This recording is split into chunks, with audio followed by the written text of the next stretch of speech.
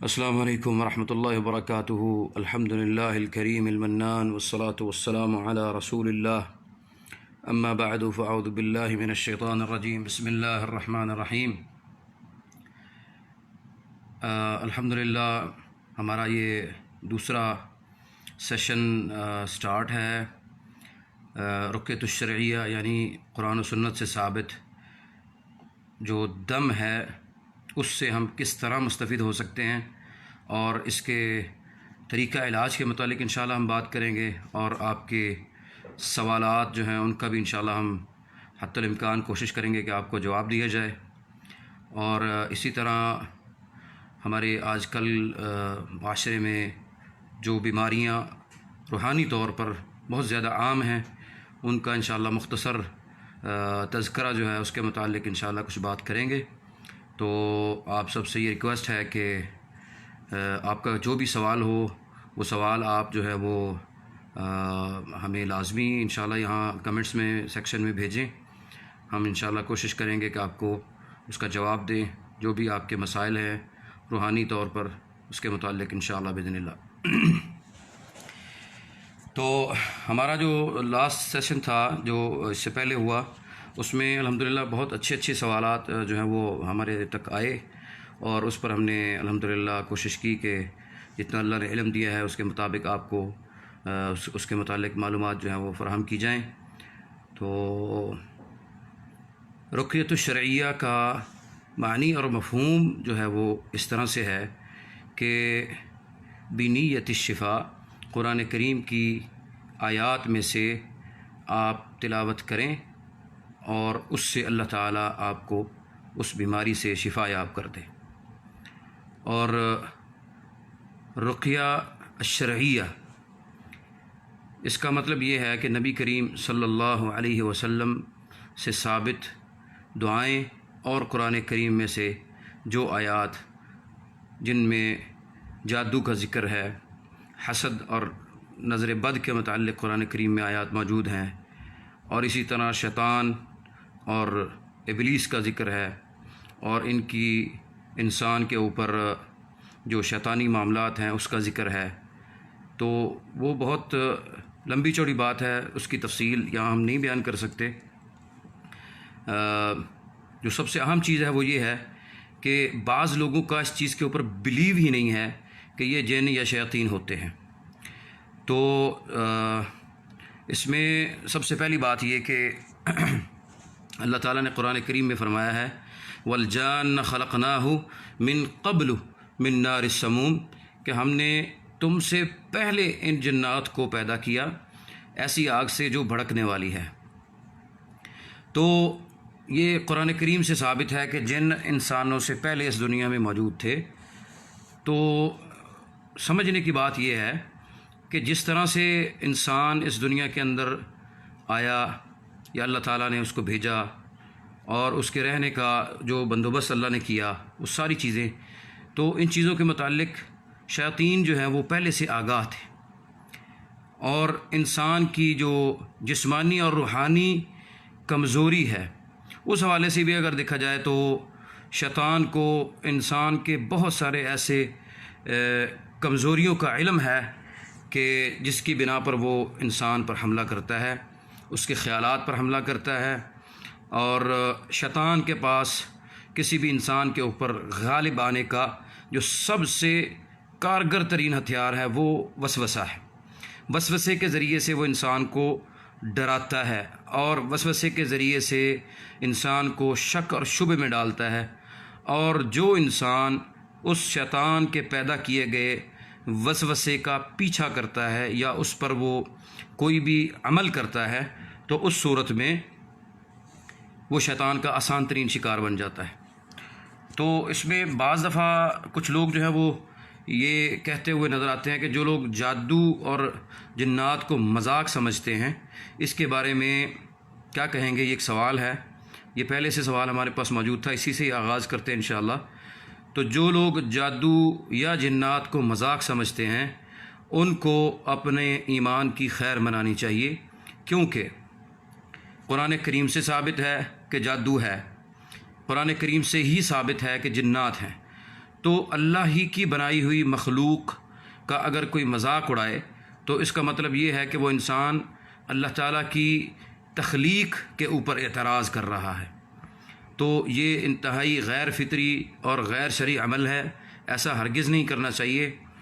और अगर इसको दूसरे नुक्ता नज़र से देखा जाए कि अगर कोई इंसान मजाक उड़ाए तो ये शयातीन उसके साथ क्या करते हैं, तो एक से ज़ायद वाक़यात, ख़ुद हमारी आँखों के सामने ऐसे वाक़यात मुशाहिदात मौजूद हैं कि जिन लोगों ने जिन्नात का इनकार किया या जादू का इनकार किया या इसको मजाक समझा, ज़िंदगी के किसी न किसी मोड़ पर इन्हीं मुश्किलात और मसाइल का वो जब शिकार हुए तो फिर उनसे ज़्यादा बेहतर अच्छे तरीके से उसको मानने वाला कोई नहीं था।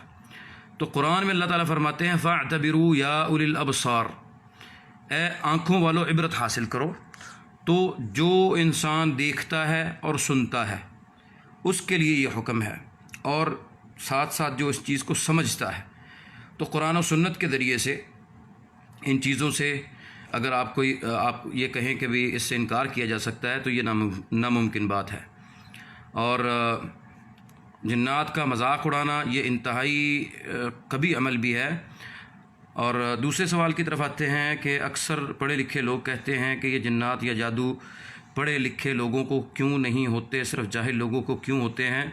तो इस बात की दलील और जवाब जो है वो बिल्कुल वाज़ेह है कि आज के दौर में हमारे इस माशरे के अंदर मैं बहसीयत मालिज बिला मुबालगा आप सब के सामने ये बात कह रहा हूँ कि ज़्यादातर पढ़े लिखे लोग इन चीज़ों के अंदर मुब्तला हैं, और ज़्यादातर पढ़े लिखे लोग ही अल्लाह ताला की नेमतों के इनकारी होकर जादू टूने का सहारा लेते हैं।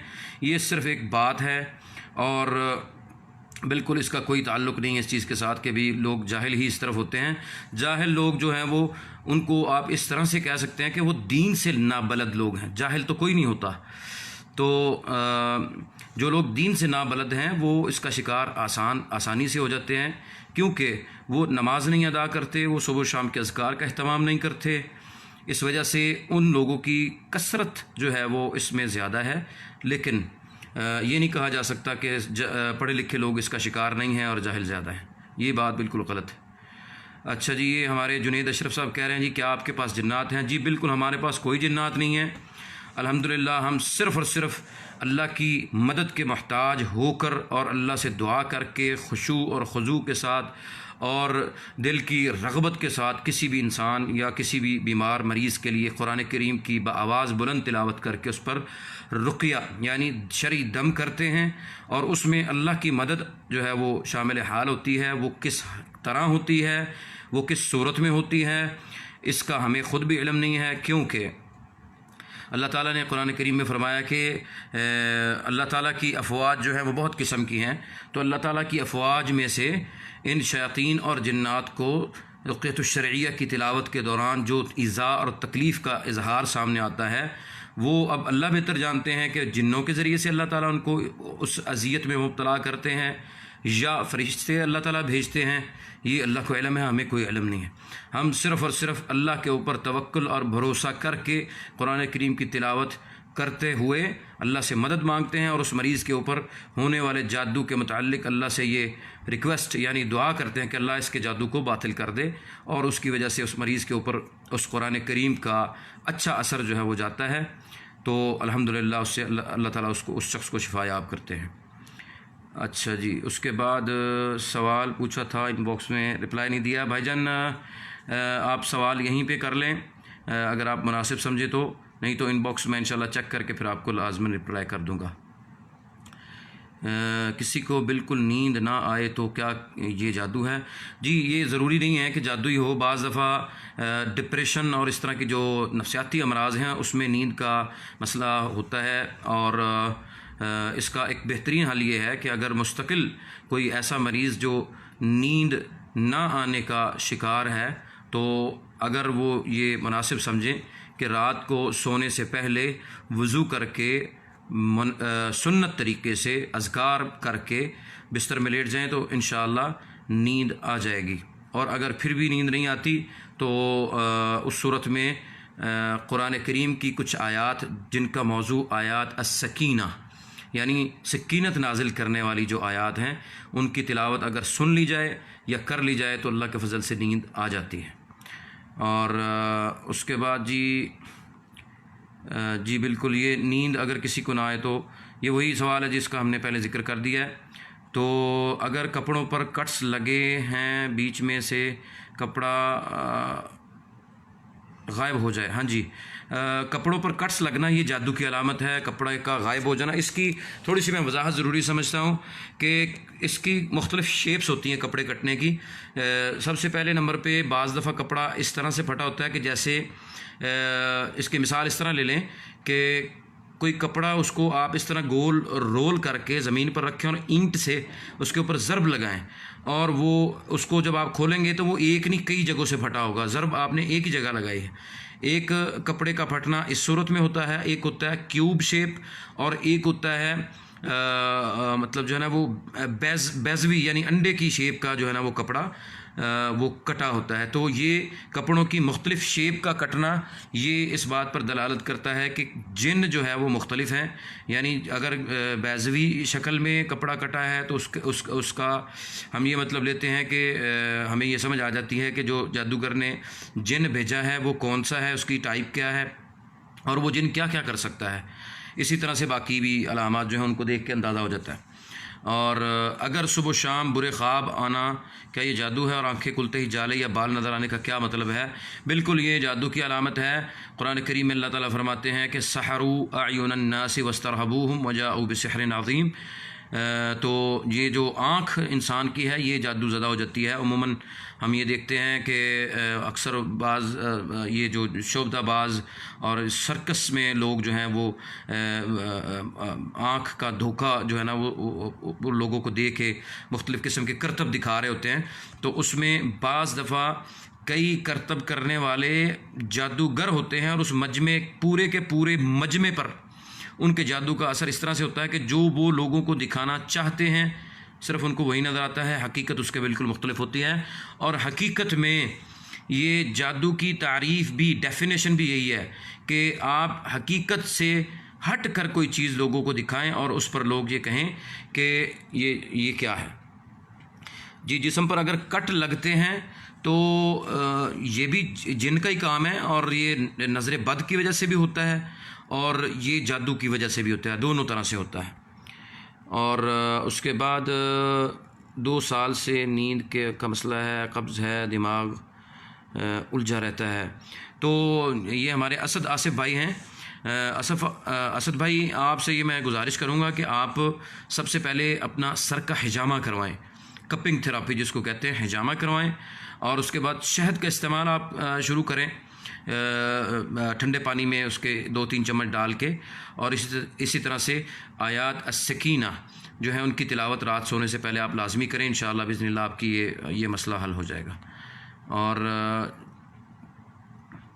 जी, ये सवाल है कि जी जो किसी भी आमिल के पास जाते हैं अपना नाम या अपनी माँ का नाम बताते हैं, क्या ये सही है? नहीं जी, ये बिल्कुल भी सही नहीं है। सबसे पहली बात ये कि आमिल के पास जाना ही नहीं चाहिए। बिल्कुल वाज़ेह हदीस है, अल्लाह के नबी सल्लल्लाहु अलैहि वसल्लम ने फरमाया, मन अताहा काहिनन औ अर्राफन फसद्दक़हु फ़ीमा यक़ूल फ़क़द कफ़र बिमा उन्ज़िल अला मुहम्मदिन सल्लल्लाहु अलैहि वसल्लम। जो किसी भी काहिन यानी जादूगर के पास गया या अर्राफ के पास, जो टेवा लगाने वाले होते हैं, या ये आजकल जो हाथ देखने वाले लोग हैं, लकीरें देखने वाले, तो वो देख के एक आपको अंदाज़ा करके बताते हैं कि मुस्तकबिल के अंदर आपके साथ ये हो सकता है, ये हो जाएगा, फ़लाँ काम ना करें, उसमें आपको नुकसान हो सकता है, ये है वो है। तो इस तरह से इस तरह के किसी भी शख्स के पास जाना उसका मतलब ये होगा कि आप जब उसके पास गए और जाके उसकी आपने जो उसने आपको सजेस्ट किया, जो आपको बताया, जो तहकीक उसने आपके सामने रखी और उसकी आपने तस्दीक कर दी कि हाँ जो तुमने कहा वो सच है और ऐसा ही हमारे साथ हुआ है, या आप बदगुमान हो जाएं कि हाँ जो ये कह रहा है ऐसा ही हो सकता है। तो इस हवाले से मैं एक पॉइंट आपके सामने रखना चाहता हूँ कि एक हदीस है कि जिसमें अल्लाह ताला फरमाते हैं कि अना इन ज़न्न अब्दी बी, कि मेरा बंदा मेरे मुताल्लिक जो गुमान रखता है मैं उसके साथ वैसा ही हो जाता हूँ या वैसा ही अल्लाह ताला उसके साथ कर देते हैं। तो इसका मतलब ये हुआ कि इंसान अगर अच्छा सोचेगा तो यकीनन अल्लाह ताला इस बात पर कादिर है कि अल्लाह ताला उसके साथ अच्छा ही करेंगे मामला। और अगर इंसान किसी आमिल की बात में आके, किसी ऐसे शख्स की बात में आके कि जो आपको गुमराही की तरफ ले जाने का सबब बनता है, और आप उसकी बातों में आ जाते हैं और फिर आप उसके मुताल्लिक सोचने लगते हैं, हत्ता कि सोचने के बाद फिर आपके साथ वो मामला होने लग जाए, तो इसका मतलब ये है कि जो आपने अल्लाह से गुमान किया था उसके मुताबिक आपके साथ मामला हो रहा है। उसमें आप ख़ुद अगर सही अल्लाह ताला से अच्छे की उम्मीद रखेंगे तो इंशाअल्लाह अच्छा ही होगा। तो माँ का नाम बताना ये बिल्कुल किसी भी गैरतमंद मुसलमान के लिए गवारा नहीं कि वो अपनी माँ का नाम जो है वो किसी गैर मर्द को बताए। सबसे पहली बात तो ये शरई तौर पर इसको देखा जाए तो इस लिहाज से मना है। और दूसरा, जादूगर माँ का नाम इसलिए पूछता है कि उसने उस माँ के नाम के ज़रिए से ही आगे जादू का जो है तसलसल उसको चलाना होता है, तो इसके बग़ैर उसका जादू काम नहीं करता। आप जादूगर को कहें कि माँ का नाम बताए बग़ैर आप हमारा मसला हल करें, तो वो कभी भी नहीं कर सकेगा, क्योंकि उसके बस में ही नहीं है। उसके बगैर उसका वो जादू असर ही नहीं करेगा। अच्छा जी, अक्सर अपने आप को उड़ता हुआ देखता हूँ और गहराई से गिरना, ऊंचाई पे खड़ा होना तो बहुत ज़्यादा डर लगता है। और मेरी अहलिया 2 बार नज़र आई हैं मुझे, कहीं बंदा गया है। ये शकील अहमद भाई, आप का सवाल मुझे ना वाज़ेह तौर पर समझ नहीं आया। मैं इंशाल्लाह आपको इसका जवाब बाद में कमेंट्स में इंशाल्लाह भेज दूंगा। अभी मुझे इसकी समझ नहीं आई। हमेशा के पास से कमीज़ का फटना कोई रूहानी बीमारी का पेश खैमा हो सकता है या कोई स्किन डिजीज़ है? नहीं जी, ये ऐसा तो नहीं कह सकते। जादू की अलामात जो हैं वो काफ़ी डिफरेंट होती हैं, उनमें ऐसी कोई अलामत जो है वो नहीं होती। ये रूहानी मसला नहीं हो सकता। क्या जादू के ज़रिए से किसी का रिज़्क़ बंद किया जा सकता है? जी बिल्कुल। ये वैसे तो रिज़्क़ अल्लाह के हाथ में है, लेकिन रिज़्क़ बंद करने के लिए जो तरीक़ाकार इख्तियार किया जाता है, उसके लिए मैं एक छोटी सी एक वाक़े की मिसाल से आपको समझा देता हूँ कि ये किस तरह से बंद किया जाता है या किस तरह ये चीज़ें जादू किसी इंसान के माश पर असरअंदाज होती हैं। उसके लिए आप इस तरह से समझ लें कि एक साहब जो हैं वो कसाई थे पेशे से, जो हमारे पास आए इलाज के लिए। तो जब इलाज मुआलजे के बाद मैंने कुरान करीम की तिलावत की, तो जो जिन हाज़िर हुआ उस शख्स पर, उससे ये सवाल मैंने किया था कि मुझे ये बताओ, जिस तरह आपने ये इनाया हमारी बहन ने सवाल किया है, बिल्कुल यही सवाल मेरे भी दिमाग में था। तो मैंने एक दिन सोचा कि मैं किसी ऐसे मरीज़ के ऊपर आने वाले जिन से ये सवाल करूँगा। तो मैंने ये सवाल किया, तो उसने कहा कि जी ये तो काम ही कोई नहीं है।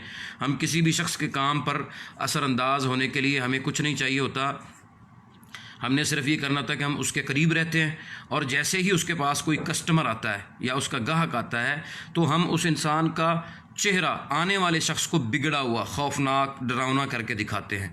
अगर फिर भी वो बंदा उसके पास आ जाए तो वो आखिरी दफ़ा ही आता है, उसके बाद वो दोबारा नहीं आता। क्यों? उसके लिए वो उस इंसान के मुताल्लिक उसके दिमाग के अंदर वसवसे और बुरे ख्याल डालता है कि ये बंदा ठीक नहीं है, ये बंदा बददियानत है।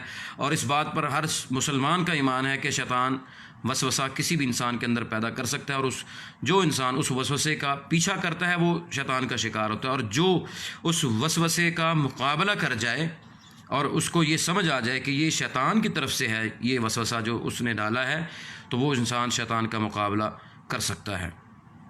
आसिम अकबर साहब कह रहे हैं जी जो काम करते हैं इसमें नाकामी हो जाती है। तो मेरे मोहतरम भाई, हमारा लास्ट जो सवाल जवाब का सेशन था उसमें हमने इसका हल बताया था, और मुख्तसरन मैं अब भी बता देता हूँ कि हमारे जो भाई भी यहाँ देख रहे हैं उन सब के लिए इज्तिमाई तौर पर ये मैं दोबारा रिपीट कर देता हूँ कि कारोबार और काम के अंदर नाकामी का मसला जो है वो, उसके लिए आप सूरतुर रहमान की तिलावत सुबह करें, और ज़ोहर की नमाज़ पढ़ के सूरत अज़्ज़ुहा की तिलावत 11 दफ़ा करके हस्ब तौफ़ीक सदका करें, और शाम के वक्त सूरत अल-वाक़िया की तिलावत करें, और उसके बाद जो है इस चीज़ को जारी रखें। तो अल्लाह की तौफ़ीक से इंशाअल्लाह, अगर नज़र बद की वजह से या जादू की वजह से या किसी भी वजह से काम की बंदिश, कारोबार की बंदिश जो है वो की गई है, तो वो बेअसर होगी और अल्लाह की तौफीक से इंशाअल्लाह मामला बेहतरी की तरफ आ जाएंगे। जादू को बातिल करने का आसान और बेहतरीन तरीका ये है, ये हमारी एक बहन है हमना ज़फ़र, ये मेरी सिस्टर भी हैं। मैं आपको वेलकम करता हूँ हमारे इस सवाल जवाब के सेशन में। तो आपके सवाल का जवाब ये है कि जादू को बातिल करने का आसान और बेहतरीन तरीका ये है कि इंसान सूरतुल बकरा को अपनी ज़िंदगी का ओढ़ना और बिछौना बना ले, तो अल्लाह की तौफीक से जादू से मुकम्मल छुटकारा हासिल हो जाएगा। और उसके बाद ये सवाल का जवाब भी दे दिया हमने कि जो काम करते हैं इसमें नाकामी हो जाती है। और उसके बाद अगर किसी पे जादू है, जिस्म पे कट लगते हैं, सर में दर्द होता है और डर भी लगता है, तो इससे कैसे बचा जा सकता है, इसका क्या इलाज है? मोहम्मद फैसल भाई जी, बिल्कुल इसका इलाज भी मुमकिन है और जितने सिम्टम्स आपने बताए हैं ये सारे के सारे जादू के ही सिम्टम हैं। तो इसके लिए बेहतरीन तरीका ये है कि आप अगर आपको रात को सोते में डर लगता है या अचानक झटका लग के उठ जाते हैं खौफ में मुब्तला होके, तो सूरत अत्तारिक यानी वस्समाइ वत्तारिक वमा अदराक मत्तारिक, इस सूरत को 11 बार या 7 बार पानी पे दम करके अपने उस कमरे के अंदर जहां आपने रात सोना है उसका स्प्रे कर लें, पानी पी लें और सुन्नत तरीके के साथ रात के अज़कार मुकम्मल करके बावुज़ू हालत में सो जाएं, तो अल्लाह की तौफीक से ये खौफ और डर की कैफियत ख़त्म हो जाएगी।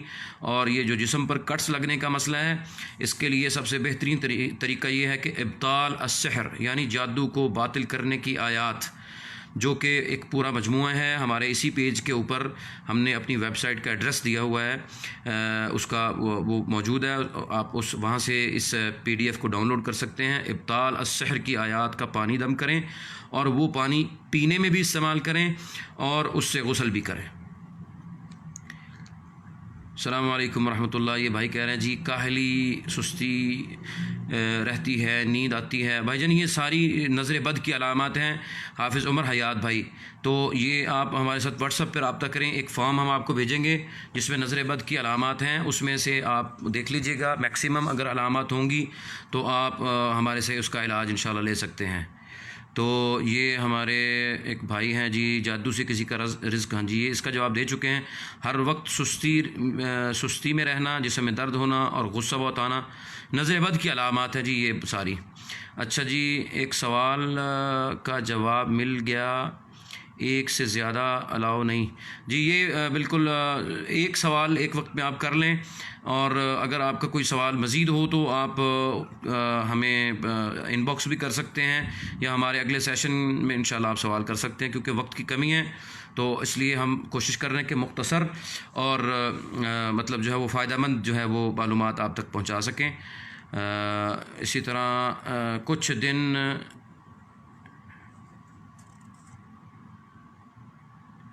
ये सवाल है जी, कुछ दिन है मेरा दिल बहुत घबरा रहा है, क्या करूं? ये इस बात की समझ नहीं आई जी, ये वाज़ेह तौर पे लिखें सवाल।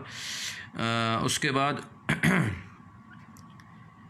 बच्चे जो ज़िद करते हैं, ये बड़ा अहम सवाल है और ये तकरीबन हर घर का ही मसला है। तो बच्चों की ज़िद के हवाले से मैं आपको एक चीज़ बता दूं कि जिन घरों में बच्चे और बच्चियां, बेटे, छोटे बच्चे जो हैं, वो ख़ास तौर पे जो दूध पीने वाले बच्चे या इस एज में यानी 4 साल से नीचे के बच्चे हैं, वो अगर बिला वजह ज़िद करते हैं, और ऐसे बच्चे जो बहुत ही पोलाइट और बड़े अच्छे और बड़े सोबर किस्म के बच्चे और अचानक बिगड़ जाएं और गाली गलोच तक चले जाएं, हत्ता कि ऐसा माहौल या ऐसी उनकी मजलिस ही ना हो कि जिससे वो बच्चे गाली सीख सकते हैं, तो वो बच्चा गाली दे और बुरा भला कहे और उसका गुस्सा जो है वो शदीद हो, तो इसका मतलब ये होता है कि उस बच्चे को जिन ने, शैतान ने छू लिया है, यानी उसको जिन ने मस किया है। तो उस बच्चे को दम करना चाहिए मगरिब से पहले। और बच्चे को जो दम करना है उसकी आयात वो इंशाअल्लाह ताला हम इसी पेज पर ख़ुसूसन इस हवाले से उसकी पोस्ट लगा देंगे कि आप अपने बच्चों को किस तरह से दम कर सकते हैं और किन आयात से दम कर सकते हैं। और उसका मज़ीद उसमें जो है वो शहद का इस्तेमाल भी है अल्हम्दुलिल्लाह, जो बड़ा ही इफ़ेक्टिव एक हमारे पास एक तजुर्बा है इलाज के हवाले से इस तरह के बच्चों का, कि जो बच्चे ज़िद करते हैं या रोते पीटते हैं या मतलब इस तरह से, तो उनका बहुत ज़बरदस्त इलाज है। लाइव वीडियो सेव रहेगी जी? सेव रहेगी इंशाल्लाह, डिलीट नहीं करेंगे। उसके बाद जी क्या सिर्फ़ सूरत बकरा पढ़ने से भी हर किस्म का जादू का इलाज हो सकता है अगर हमेशा पढ़े?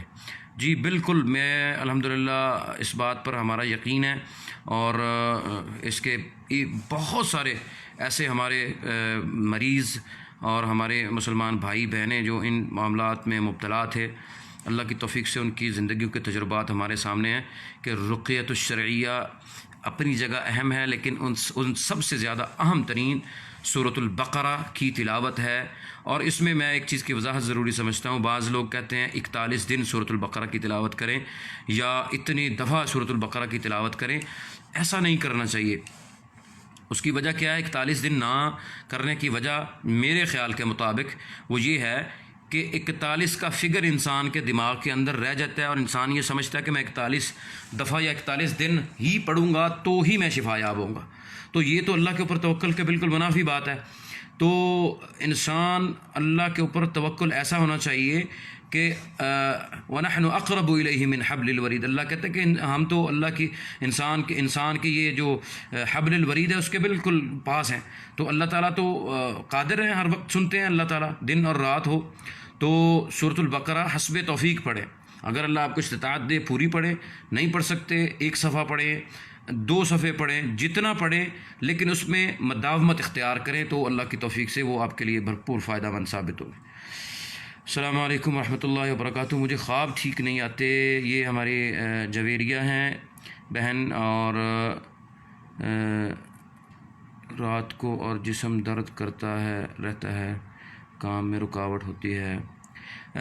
सिस्टर जवेरिया से मैं रिक्वेस्ट करूँगा कि आप व्हाट्सएप पे हमारे साथ रब्ता करें। आप जिस चीज़ का ज़िक्र कर रही हैं, इसके लिए ज़रूरी है कि आपकी मुकम्मल यानी तशख़ीस जो है वो इलाज के हवाले से की जाए, क्योंकि एक बीमारी ऐसी जो मस्सल आशिक के नाम से जो मारूफ़ है कि किसी भी मेल या फ़ीमेल, मर्द या औरत के ऊपर कोई जिन अगर आशिक हो जाए तो उस सूरत में जिस्म में दर्दें, जिस्म पर मुख्तलिफ़ जगह पर नील के निशान आना या ऐसे गुलाबी से पिंक निशान जो हैं वो थाइज़ पे अक्सर ख़वातीन के बाजू और टांगों पे आते हैं, और इसी तरह से जिस्म में दर्द भी होती है और काम में रुकावट भी यही ख़बीस शयातीन पैदा करते हैं।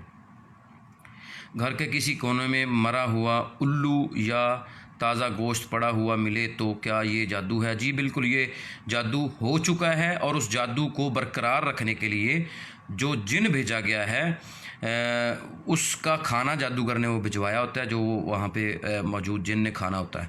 तो इस तरह की कोई भी चीज़ जो है उसको डायरेक्ट कभी नहीं छूना चाहिए, बल्कि पूरी तरह अपनी हिफाजत के अज़कार यानी आयतुल कुर्सी वगैरह, बिस्मिल्लाहिल्लज़ी ला यदुर्रु मअ इस्मिही शैउन फ़िल अर्ज़ि वला फ़िस समाई व हुवस समीउल अलीम, ये सारी आयात की तिलावत करके फिर आप उस चीज़ को हाथ पर कोई ग्लव्स दस्ताना चढ़ा के उस गोश्त को या जो भी कोई मुर्दा जानवर, अल्लाह माफ़ करे ये जादू का मामला बड़ा ही ख़तरनाक और अजीब सा है। हमने इस पेज पे अगले दिन एक वीडियो लगाई है जिसमें एक कुत्ते का सर मिला है, घर से जला हुआ सर है, और इसी तरह से मुख्तलिफ गोश्त के लोथड़े और जो है ना खून के छींटे और ऐसे परिंदे जिनका सिर्फ सर कुचला होता है ईंट से या पत्थर से।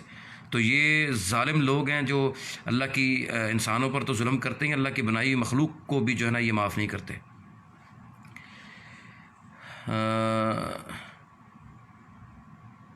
जी हमारी ये रबिया सुल्ताना सिस्टर ने जो मसला बयान किया है, तो उसके लिए सिस्टर मैं आपको ये कहूँगा कि आप हमारे इसी पेज के ऊपर वेबसाइट का एड्रेस है, वहाँ से इब्ताल अस्सिहर की आयात का PDF डाउनलोड करें और उन आयात को पानी पर दम करके उसमें 7 पत्ते बेरी के ताज़े कूट के डालें और उस पानी से 3 या 7 दफ़ा गुस्ल करें, तो इंशाअल्लाह आपको ये हैज़ की जो रुकावट है ये ठीक हो जाएगी। अगर ये अल्लाह ना करे जादू की वजह से होगी तो ये आपका मसला हल हो जाएगा, इसको आज़मा लें। अच्छा जी, जो आपने जादू का इलाज बताया है वो मर्द और औरत के लिए सेम है? जी बिल्कुल, मर्द और औरत के लिए सेम है बिल्कुल, सुबह शाम। अच्छा जी, रुक़यतुश शरइया अगर सुबह शाम।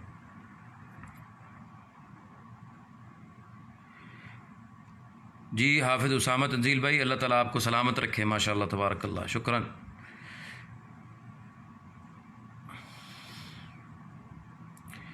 ये हमारी एक सवाल है जी, शोहर का कोई काम पूरा नहीं होता, रिज़्क़ का बहुत मसला है, 5 वक्त की नमाज़ भी पढ़ती हैं, तो मेरी मोहतरम बहन मुझे ये बताएं कि आपके शौहर नमाज़ पढ़ते हैं या नहीं पढ़ते। बाज़ दफ़ा ऐसा होता है कि हमारी बेचारी बहनें ख़वातीन घरों में जो है ना रिज़्क़ की फरावानी के जो है ना वो वज़ाइफ मुसलसल कर रही होती हैं, तिलावत कुरान कर रही होती हैं, और मर्द जो हैं जिन्होंने कमा के लाना होता है वो जो है मतलब जो है ना नमाज की पाबंदी, ना कुरान की पाबंदी, ना कोई मतलब जो है दीन का मसला, तो ये ज़िम्मेदारी भी ख़वातीन ने ली होती है। तो इस बात को इस तरह से समझें कि जिसके सर में दर्द है डिस्प्रिन अगर वो खाएगा ख़ुद तो उसको फ़ायदा होगा, किसी और के हिस्से की डिस्प्रिन ख़ुद ना खाया करें। यानी नमाज़ पढ़ने से इंसान जो है वो इन्नस्सलात तन्हा अनिल फ़हशाइ वल मुनकर, ये नमाज़ बेहयाई और बुरे कामों से रोकती है। तो इसी तरह नमाज़ जो है ये इंसान को अल्लाह के करीब भी करती है। तो इसमें तिलावत कुरान जो है वो बहुत ज़्यादा मुफीद है। सूरतुर रहमान, सूरतुल वाक़िआ और सूरतुल ज़ुहा की तिलावत आपके हस्बैंड करें, ना कि आप करें। तो ये हमारे माशाअल्लाह फ़ारूक अज़हर ख्वाजा भाई, क्या हाल है फ़ारूक भाई? ठीक ठाक है। लाहौर का अभी सेंटर हमारा नहीं है जी फ़ारूक भाई, इंशाल्लाह ये ईद के बाद कोशिश कर रहे हैं कोई जगह हमें अच्छी मिले तो फिर इंशाल्लाह इसको स्टार्ट करेंगे। ये हमारी एक सिस्टर है, शायद मुझे ख्वाब में 3-4 दफ़ा नज़र आया कि एक चूहा है छोटा सा, या चूहिया मेरे घर में आकर बाहर जाती है। तो आप नज़र बद और हसद की आयात जो है वो घर में तिलावत करें, ये नज़र बद की अलामत है जी। रबिया सुल्ताना सिस्टर, आपको इंशाल्लाह व्हाट्सएप का नंबर इसी कमेंट्स में इंशाल्लाह मिल जाएगा। अभी हमारे भाई हैं वो साथ कोऑपरेट कर रहे हैं, इंशाल्लाह वो आपको नंबर दे देंगे। तो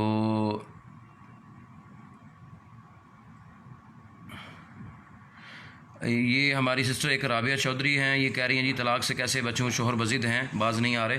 तो सिस्टर सबसे पहली बात ये है कि अगर अल्लाह ना करे, बाज़ दफ़ा आजकल हमारे माशरे में जो चल रहा है, मैंने कई पोस्टें ऐसी की हैं जो हमारी माशरती ख़राबियों पर मबनी मतलब उनको ऐसे मसले हैं जिनको मैंने हाईलाइट करने की कोशिश की है, तो उस पर लोग ना बाज़ दफ़ा वो मजाक और इस तरह का उस चीज़ को ले रहे होते हैं और उसको सीरियस नहीं लेते।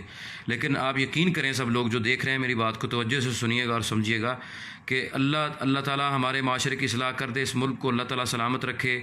ये मुल्क जो है इस्लाम के नाम पर बना था और इस्लाम की सरबुलंदी के लिए इसको हासिल किया गया था, लेकिन हमारे मुसलमानों का हाल बहुत बुरा है। और हमारे ख़ास तौर पे ख़वातीन के हवाले से, अगर इस ये जादू टूने के हवाले से देखा जाए ना, तो होता ये है कि माएँ जो हैं वो अपने बच्चों को बड़े लाड से, बड़े प्यार से उनकी शादियां करती हैं, अच्छी खूबसूरत बहू पढ़ी लिखी ढूंढ के लाएंगी, और फिर मतलब हर तरह से जो प्रोटोकॉल चलते हैं उसका ख्याल रख के बाद में वही बहू जो है वो माँ की दुश्मन यानी सास की दुश्मन बन जाए और वो उसके ख़िलाफ़ होके और फिर वो बेटे को जनाब गोडे से बांध लेती हैं माएँ कि जनाब जो है ना वो ये बहू हमारी बेटे को कहीं जो है ना वो वरगला ना ले, उसको इस्तेमाल ना कर ले। तो फिर शादी जो है वो ये अजीब मामला है कि माएँ इस मसले में जो है ना वो ख़राबी पैदा कर देती हैं, और उस सूरत में बाज़ दफ़ा जादू करवाया जाता है कि बेटा जो है वो माँ का फर्मा बरदार रहे, तो उसको सहरुल महब्बा कहा जाता है। सहरुल महब्बा की किस्म एक जादू की टाइप है जिसमें बीवी अपने शोहर पर इसलिए जादू करवाती है कि शोहर उसका ताबा फरमान रहे, माँ बेटे पर इसलिए जादू करवाती है कि बेटा उसका ताबा फरमान रहे।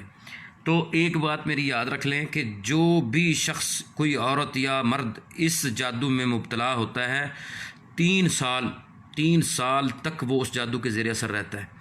यानी जिस मकसद के लिए वो जादू करवाया गया है 3 साल तक तो वो हो सकता है कि उसका वो मकसद पूरा हो जाए, इल्ला कि अगर दरमियान में तशख़ीस हो कि उसका इलाज हो जाए तो फिर मुमकिन है कि वो उस चीज़ से इंसान वो बच सकता है, वरना 3 साल के बाद उस जादू का असर बिल्कुल उलट हो जाता है। यानी अगर बीवी ने अपने शोहर की मोहब्बत पाने के लिए या उसका वक्त पाने के लिए या उसकी मुकम्मल तवज्जो पाने के लिए उसके साथ कोई ऐसा जादू का मामला किया है तो 3 साल तक तो शोहर फर्मा बरदार रहेगा, लेकिन 3 साल के बाद वही शोहर औरत के वजूद से नफ़रत करेगा, चाहे फिर वो बीवी हो, माँ हो, बेटी हो, बहन हो, कोई भी हो। वो बंदा समझे गया काम से और वो बर्बाद हो जाएगा। और फिर इस तरह की ख़वातीन जब देखती हैं कि बंदा हाथ से जा रहा है तो वो जब भागती है ना जादूगरों के पास, तो फिर अक्सर बेशतर जादूगर गायब होते हैं अपनी जगहों से। यहाँ इसी जगह जिस जगह मैं बैठा हूँ, ये देखें, ये हमारी लाइब्रेरी है, यहीं पर इसी जगह पे एक ख़ातून आई मेरे पास। उन्होंने कहा जी मेरे से ये गलती हुई है, लेकिन अब जो है ना वो मेरा शौहर मुझे तलाक देने को फिरता है और ये वो मसाइल है, मुझे परेशान हूँ मैं। तो अब मुझे बताएं कि मैं अपनी गलती का अजाला भी करना चाहती हूँ और मतलब जो है मैं अल्लाह से माफ़ी भी मांगना चाहती हूँ। तो मैंने कहा भाई आप ऐसा करें कि जिस जादूगर से आपने जादू करवाया ना उसके पास जाएं। कहती जी मैं गई थी, वो तो मर गया। मैंने कहा वो कब मरा? कहती जी जिस दिन मैं गई हूँ 1 दिन पहले मरा है। तो अब वो औरत जो है वो उसके लिए कोई नहीं था मामला, मतलब उसको कोई समझ नहीं आ रही थी कि वो क्या करे। तो अल्लाह ताला हमें महफूज फरमाए। तो आप सिस्टर, मैं आपको ये कहूँगा कि आप मेरे साथ व्हाट्सएप पर रब्ता करें। इंशाल्लाह आपको इस हवाले से कुछ मालूमात मैं फ़राहम करूँगा। कुछ लिटरेचर है, आप उसको पढ़ लें, उसको आप कंपेयर करें। आपके वो हस्बैंड हैं, आपको ज़्यादा बेहतर पता होगा कि उनके मूड का क्या सूरत हाल है, गुस्सा कैसा है, बाकी मामला सारे। तो इंशाअल्लाह ताला उससे आपको अंदाज़ा हो जाएगा कि आपके शौहर अगर जादू के ज़रिए असर हैं। तो इंशाअल्लाह ताला हम आपको कुरान करीम से सिलेक्टेड आयात जो हैं वो रिकमेंड करेंगे। आप पानी दम करें, अल्लाह के ऊपर भरोसा करके वो पानी जो है उनको पिलाना शुरू करें और फिर उसके बाद इंशाअल्लाह जो भी नताइज मिलें हमें उससे आगाह करें। अच्छा जी, सैयद उस्मान अली कह रहे हैं जी मोहतरम आपका ज़रिया माश क्या है? जी भाईजान, ज़रिया माश जो है वो मेरा जॉब है अल्हम्दुलिल्लाह, और ये काम मैं जो है ना उसके अलावा करता हूँ, और अल्हम्दुलिल्लाह इसमें अल्लाह ने काफ़ी तौफीक दी है। जितना वक्त दे सकते हैं वो दे रहे हैं इसमें। परसों आपसे मुलाकात हुई है मोहम्मद अली मुमताज़, माशाल्लाह बड़े शफ़ीक तबीयत हैं आपकी। जज़ाकल्लाह खैर अली मुमताज़ भाई, बहुत शुक्रिया, अल्लाह आपको खुश रखे। सूरतुल बक़रा ये जी लिखा है जी,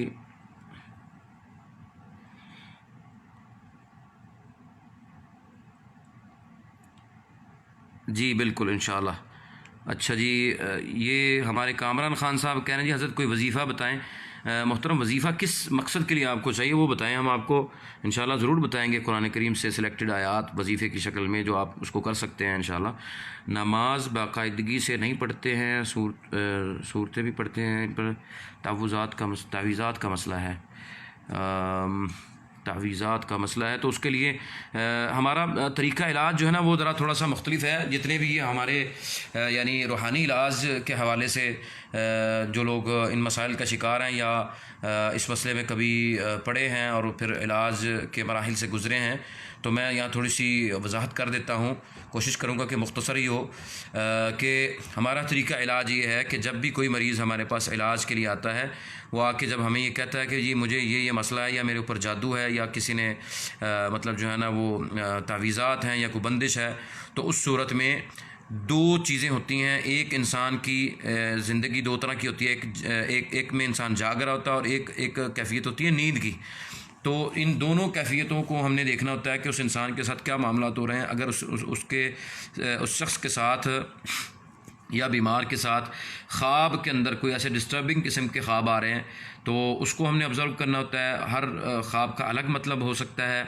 इसी तरह जिस्मानी कैफियत हैं जिनमें मिसाल के तौर पर बाज़ ऐसी बीमारियां आजकल आम हैं कि मेडिकल रिपोर्ट्स में कोई नहीं डायग्नोज होती, और अगर थोड़ी बहुत किसी डॉक्टर को थोड़ी बहुत समझ आए उसके मुताबिक जो दवाई वो रिकमेंड करते हैं खाने के लिए, वो दवाई 1 टके का फ़ायदा नहीं देती।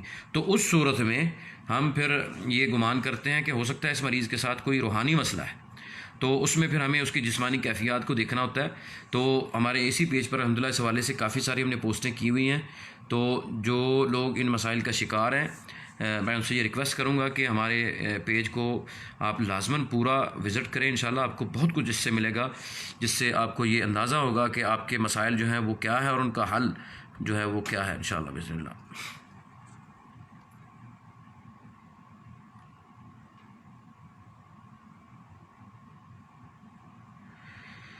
जी, हमारी एक बहन कह रही हैं जी ज़्यादातर शौहर जो हैं वो ग़ुलाम बने रहते हैं। जी बिल्कुल, आजकल ये चल ही ये रहा है, अल्लाह माफ़ करे। जादू टूने के ज़रिए से जो है ना वो बेटियों के घर बसाए भी जाते हैं और उजाड़े भी जाते हैं। ये मैंने पोस्ट भी की थी परसों चौथ, और ये मेरे ख़ुद के अल्फाज नहीं हैं, ये एक ऐसे मरीज़ के अल्फाज हैं जो इस मुसीबत से गुज़रा है। तो अल्लाह ताला हिफाजत फरमाए। अक्सर व बेशतर जो है ना वो बीवियाँ इस काम में मुलव्वस हैं और अक्सर व बेशतर माएँ इस काम में मुलव्वस हैं, और इंतहाई माज़रत के साथ कि ये काबिल एहतराम हस्तियाँ और रिश्ते हैं, लेकिन जहालत की बिना पर अगर कोई इंसान ऐसा काम करेगा तो वो एहतराम के काबिल कतअन नहीं है। वो गैर शरई गैर फितरी अमल कर रहा है, अल्लाह की नाफरमानी कर रहा है, दीन से दूर हो रहा है, आखरत तबाह कर रहा है। और फिर इसमें जो हक़ायक़ वो इससे भी ज़्यादा भयानक हैं कि जो लोग इस तरह के टूनों टुटकों की जगहों पर जब जाते हैं वहाँ पर क्या कुछ होता है उनके साथ, उन ख़वातीन के साथ क्या सलूक किया जाता है और पैसा कितना उनसे लिया जाता है, और फिर किस कीमत पर वो जो है ना इस तरह के जो है ना वो मामलात करती हैं। अल्लाह ताला हिफाजत फरमाए। उन चीज़ों को यहाँ पर हम बयान भी नहीं कर सकते। 60 साल एज है जी, पेट सही नहीं रहता, इलाज बताएं, जज़ाकल्लाह खैर। अब्दुल मजीद भाई, सबसे पहली बात यह कि अगर आपका सिर्फ मैदे का मसला है कि खाना खाने के 10 से 20 मिनट के अंदर अंदर आपको शदीद किस्म की एसिडिटी और इस तरह की कोई चीज़ होती है, तो उस सूरत में आप हमारे साथ व्हाट्सएप पर रब्ता करें। अदरवाइज़ अगर आपको लगता है कि इसके अलावा कोई, मिसाल के तौर पर अगर किसी को जादू खिलाया पिलाया गया हो तो उस सूरत में उसका सारे का सारा असर मैदे पर होता है और उस इंसान को गलीज़ और गंदा पानी ख्वाब में नज़र आता है। और इसी तरह से मतलब जो है ना वो जैसे ये कीचड़ और गदला मतलब जो होता है बारिश का कीचड़ वगैरह, इस तरह का जो है ना वो अपने आप को उसमें खड़े देखना या नंगे पाँव देखना, ये इस बात की दलील होती है कि उस इंसान को नापाकी और गलाजत से लिखा हुआ तावीज़ जो है वो किसी चीज़ में खिलाया पिलाया गया है। तो ये जो हमारे भाई कह रहे हैं जी, ये सोनिया जहान कह रही हैं हमारी सिस्टर, सर दिमाग कमज़ोर और सर के बाल बहुत कम हैं, गंजापन है, प्लीज़ इसका कोई सलूशन बता दें। जी सिस्टर, इंशाअल्लाह बिस्मिल्लाह, ये जो बालों का मसला, ये तकरीबन हमारी जितनी भी ख़वातीन बहनें हैं उनके साथ ये मसाइल हैं। और मैं ये वजाहत कर दूं कि अचानक हेयर फॉल होना ये नज़र बद और किसी खबीस जिन के किसी औरत पर आशिक होने की वजह से और जादू की वजह से होता है। तीन वजूहात हो सकती हैं अचानक हेयर फॉल होने की: हसद नज़र, जिन का आशिक हो जाना या जादू। इन 3 सूरतों में अचानक हेयर फॉल होता है और शदीद वाला होता है, तो उसका इलाज अल्हम्दुलिल्लाह मुमकिन है। जो हमारे पुराने अल्हम्दुलिल्लाह राब्ते में रहने वाले भाई बहनें मरीज़ हैं उन सबको अल्हम्दुलिल्लाह इस चीज़ का इल्म है कि इसका इलाज जो है ना वो बहुत ही आसान भी है और बड़ा मौसर भी इलाज इसका अल्हम्दुलिल्लाह है। महताब मलिक जो हैं, आपने क्या सवाल किया, ये आप अगर दोबारा कर देंगे तो इंशाअल्लाह ताला मेरे लिए आसानी रहेगी। शायद वो नज़रों से नहीं गुज़र सका, मुझे नहीं पता चला आपने कोई सवाल किया है। जी अस्सलाम वालेकुम रहमतुल्लाह। ये हमारी सोनिया जहान सिस्टर कह रही हैं कि ब्रेस्ट में रसौली है, प्लीज़ उसका बता दें। जी बिल्कुल, इसके लिए हम अल्हम्दुलिल्लाह कैंसर, ख़ास तौर पे जिस्मानी तौर पे कोई भी कैंसर है उसके लिए आयात अल अहया हमारी वेबसाइट के ऊपर PDF की सूरत में आयात मौजूद हैं, PDF की सूरत में। वो आप वहाँ से ले लें, ब्लैक सीड ऑयल पे उसको दम करें और उस रसौली के ऊपर उसका मसाज करें तो इंशाल्लाह ये रसौली ख़त्म हो जाएगी। अगर फिर भी ना हो तो आप हमारे साथ रब्ता करें। अच्छा जी, जी ये फैसल अहमद राजपूत भाई, जी इंशाल्लाह मैं आपका मैसेज देख लेता हूँ।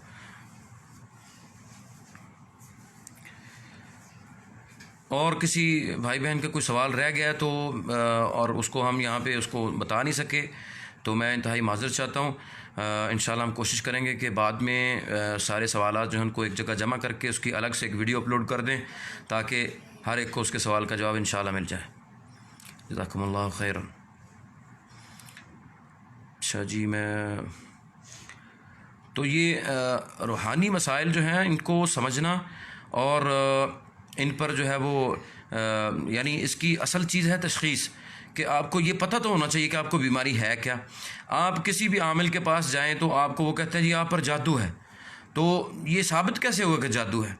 तो जब तक आप उसकी तहकीक नहीं करेंगे, उसका कोई सबूत प्रूफ नहीं मिलेगा आपको, तो ये कैसे मुमकिन है कि आप किसी भी झूठे इंसान के कहने पर आप ये तस्लीम कर लेंगे जादू है। तो जिस इंसान के साथ जादू हो उसके साथ जिस्मानी कैफियत होती हैं, उसको ख्वाब जो है वो डिस्टर्बिंग किस्म के ख्वाब आते हैं और उसकी ज़िंदगी के अंदर अनएक्सपेक्टेड किस्म की चीज़ें हो रही होती हैं जो इंसान नॉर्मली इंसानों के साथ नहीं होती वो चीज़ें।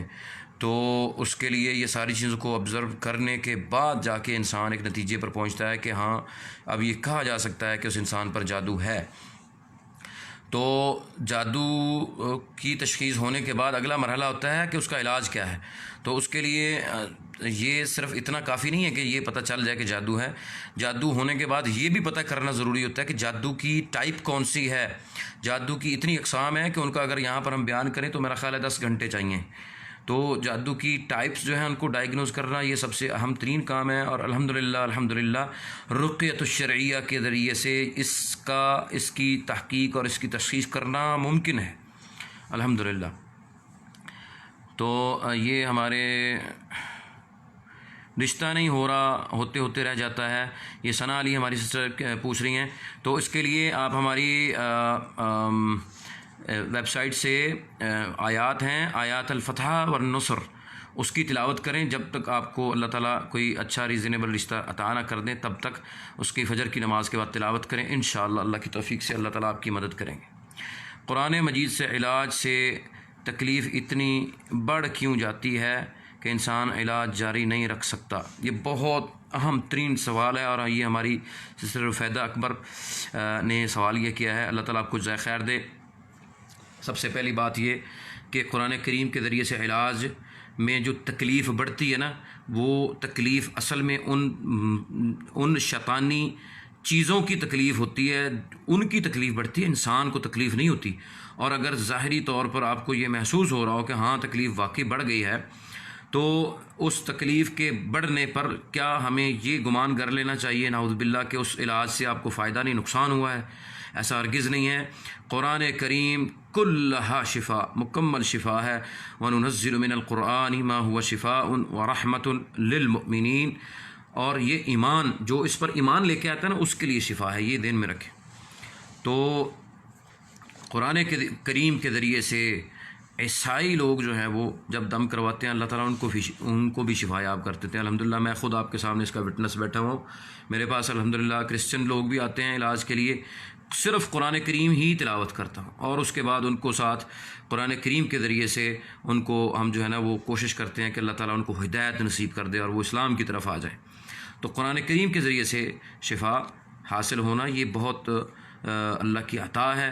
और इसमें सबसे मेन चीज़ जो है वो तवक्कुल है, अल्लाह के ऊपर भरोसा है। आप इसको जारी रखें, हमेशा रखें। और आपका ये सवाल इंशाअल्लाह ताला इस पर एक बाकायदा हम मुकम्मल वीडियो बनाकर इंशाअल्लाह हमारे यूट्यूब चैनल पर भी डालेंगे और यहाँ इंशाअल्लाह फ़ेसबुक पर भी, जिसमें मुकम्मल इस हवाले से तफसील मौजूद होगी कि कुरान करीम के ज़रिए से इलाज शुरू करने में तकलीफ़ का बढ़ना, इसकी वजूहात क्या हैं और इंसान को उसके मुतालिक क्या करना चाहिए। इंशाअल्लाह ये हमारा टॉपिक होगा। जज़ाकल्लाह खैर।